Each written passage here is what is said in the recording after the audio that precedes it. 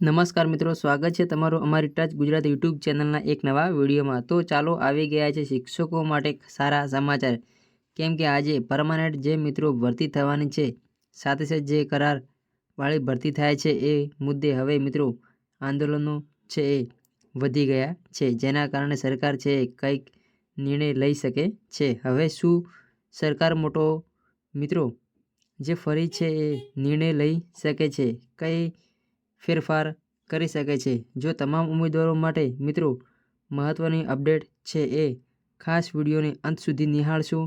શું અપડેટ મળ્યા છે ફિક્સ પે નાબૂદ કરવા બાબતે અહીંયા આંદોલનો થઈ રહ્યા છે।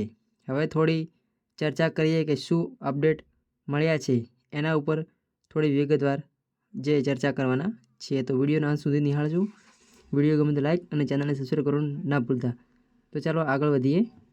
તો તાજેતરમાં ફેરફારની વર્તમાન સ્થિતિની કરીએ તો કે પગાર વધારો ગુજરાત સરકારે ઓક્ટોબર 2023માં ફિક્સ કર્મચારીઓના પગારમાં આશરે 30% વધારો કરવાનો નિર્ણય લીધો હતો। સુપ્રીમ કોર્ટના કેસ મામલે સુપ્રીમ કોર્ટ સુધી પહોંચ્યો હતો, જ્યારે સરકારશ્રીને જે મિત્રો નીતિ અને કાયદેસર અંગે સુનાવણી પણ ચાલી રહી છે। નાબૂદીની માંગ કર્મચારીઓ યુનિયન હજુ પણ પ્રથા સંપૂર્ણપણે જે હદે નાબૂદ કરી નથી, નિમણૂક તારીખ, સંપૂર્ણ પગાર અને લાભો આપવાની માંગણી પણ કરી રહ્યા છે। મિત્રો આટલા જે છે ફેરફાર તમને જોવા મળી શકે છે। અગાઉના સમયમાં તો ફિક્સ પે ગુજરાત સરકાર દ્વારા વર્ગ 3 અને વર્ગ 4 કર્મચારીઓ માટે અમલમાં મુકાયેલી એક નીતિ હતી મિત્રો, જેમાં સરકારી નોકરીની પ્રારંભિક વર્ષ સામાન્ય રીતે 5 વર્ષ માટે કર્મચારીઓને નિયત અને ઓછા માસિક પગાર ચૂકવવામાં આવતો હતો। આ સમયગાળામાં દરમિયાન કર્મચારીઓને નિયમિત સરકારી કર્મચારીઓ જેવા સંપૂર્ણ ભથ્થા અને પગાર ધોરણનો લાભ મળતો ન હતો।